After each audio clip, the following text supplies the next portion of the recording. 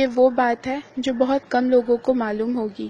5 جگہ ہنسنا 25 گناہ کے برابر ہے، 1 قبرستان میں، 2 جنازے کے پیچھے، 3 مجلس میں، 4 تلاوت قرآن میں، 5 مسجد میں۔ صرف ایک بار بھیجو، بہت لوگ اس گناہ سے بچیں گے۔ اکیلے ہو، اللہ کو یاد کرو۔ پریشان ہو، درود پاک پڑھو۔ اداس ہو، یا حیو یا قیوم پڑھو۔ ٹینشن میں ہو، یا رحیم پڑھو۔ فری ہو، فارورڈ کرو، یا اللہ ہم پر اور تمام امت پر رحم فرما، آمین۔ انفارمیشن: کیا آپ جانتے ہیں قرآن پاک کو سننے سے کینسر نہیں ہوتا، بلکہ کینسر سیل اگر ہو تو وہ بھی مر جاتے ہیں۔ لمبے سجدے کرنے سے ذہن تیز ہوتا ہے، سر درد اور بال گرنے سے بچتا ہے۔ تشہد کے دوران انگلی اٹھانے سے دل مضبوط ہوتا ہے۔ یہ میسج شیطان فارورڈ کرنے سے روکے گا، مگر آپ ایسا ہونے نہ دیں اور سب کانٹیکٹس کو سینڈ کر دیں۔ فالو قرآن اینڈ سنت۔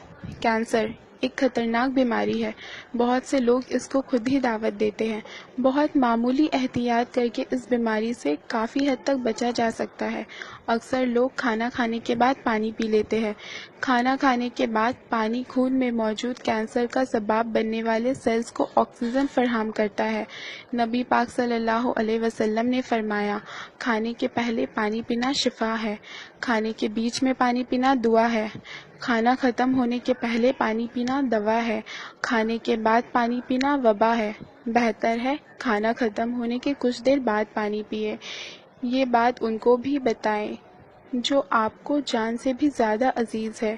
جو شخص سوتے وقت 21 بار پورے بسم اللہ پڑھتا ہے، اللہ فرشتوں سے فرماتے ہیں کہ اس کی ہر سانس کے بدلے نیکی لکھو۔ آپ کے موبائل میں جتنے نمبر سیو ہیں ان سب کو فارورڈ کریں اور دیکھیں آج آپ کی وجہ سے کتنے لوگ بسم اللہ پڑھتے ہیں۔ شفا ہی شفا۔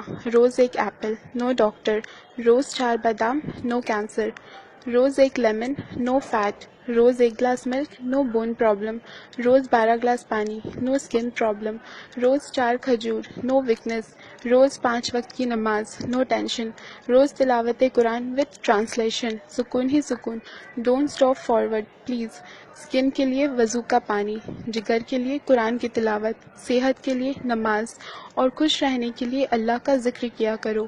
اچھی بات پھیلانا صدقہ ہے، 30 لاکھ نیکیاں لکھ دی جاتی ہیں۔ قیامت کے دن تو انسان ایک ایک نیکی کے لیے ترسے گا۔ جب تک یہ میسج فارورڈ ہوتا رہے گا مجھے اور آپ کو اس کا ثواب ملے گا۔